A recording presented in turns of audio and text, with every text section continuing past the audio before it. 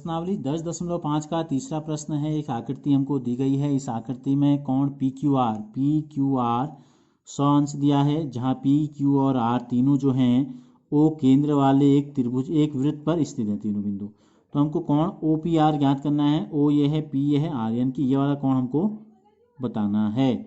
तो देखो क्या करते हैं, ये जो कोण बना है 100 अंश का, तो ये किसने बनाया है? देखो कौन से चाप ने बनाया है। देखो P और R जहाँ टच कर रहे हैं वृत्त को, तो दो चाप बन रहे हैं वृत्त के, एक छोटा और एक बड़ा चाप बन रहे हैं। ठीक है, तो क्या है, ये वाला जो कोण बना है अंश पे किसने बनाया है? ऐसे बना है, तो ये बनाया है आपके दीर्घ चाप ने। ये कोण जो 100 अंश का बना आपको दिखाई दे रहा है, ये पी आर एक चाप है, ऐसे पी आर इसने बनाया है वृत्त पर या परिधि पर ये कोण बनाया है। तो हम ये कह सकते हैं दीर्घ चाप द्वारा केंद्र पर बना, नहीं परिधि पे बना कोण या वृत्त पे बना कोण 100 अंश है। यहाँ हम लिखेंगे दीर्घ चाप पी आर द्वारा परिधि पर, या हम इसको वृत्त पर भी कह सकते हैं, पर बना कोण कितने अंश का है? 100 अंश का। तो इसलिए ये यहाँ पर चौकी लिख दें, दीर्घ चाप द्वारा केंद्र पर बना कोण क्या होगा?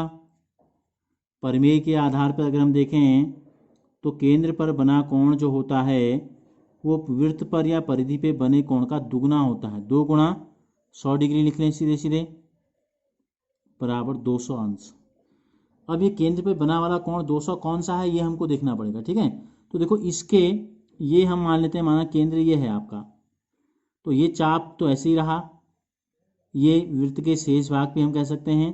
तो ये जो कोण बना आपका, ये और एक ये किस तरफ होना चाहिए? कोण होना चाहिए आपका चाप की दिशा में होता है। केंद्र से जो कोण बनता है, जिस तरफ को चाप है उस तरफ को केंद्र पर कोण बनता है। तो चाप बाहर इस तरफ को है दीर्घ चाप की तरफ से, तो ये जो कोण बना बाहर की तरफ ये, तो ये कोण बन गया हमारा 200 अंश का। तो इसलिए इसको बोलते हैं प्रतिवर्ती कोण पी ओ आर। अगर हम खाली कोण पी ओ आर लिखेंगे तो जहां झुकाव कम होता है वो वाला कोण माना जाता है। ठीक है, तो अब हमको निकालना है कोण पी ओ आर निकालना है, अंदर वाला कोण निकालते हैं। तो क्या हो जाएगा? ये हो जाएगा 360 में से प्रतिवर्ती कोण को कम कर देते हैं। ठीक है, तो 360 ऋण 200 अगर कर देंगे तो कितना आ जाएगा? 160 अंश आ जाएगा। तो ये वाला कोण हमको पता चल गया 160 अंश का है।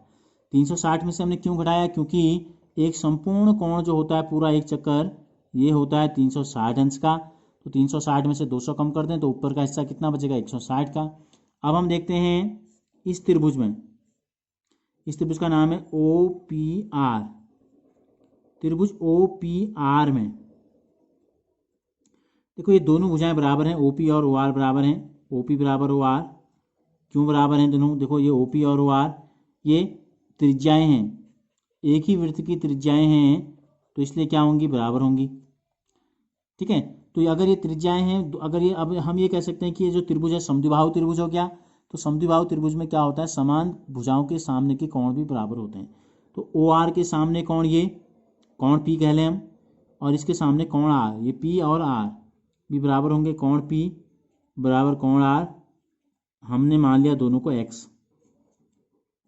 तो ये x हो गया, ये भी x हो गया, ये हो गया 160। x धन 160 बराबर कितना होगा? 180। क्यों होगा? त्रिभुज का कोण योग गुण होगा। क्या कहता है त्रिभुज का कोण योग गुण? कि त्रिभुज के तीनों अंतःकोणों का जो योगफल होता है ये होता है हमेशा 180 अंश। तो 2x कितना हो गया? 180 धन 160 था, बराबर के दूसरी तरफ चले जाएगा तो कितना हो जाएगा? ऋण 160। ये आ गया 20 अंश, 2x 20 अंश है, तो x कितना हो जाएगा? 20 का आधा, यानी कि 10 अंश। तो x किसको माना था हमने? p और r दोनों को। तो कोण ओ पी आर जो कि हमसे पूछा था ये आ गया 10 अंश।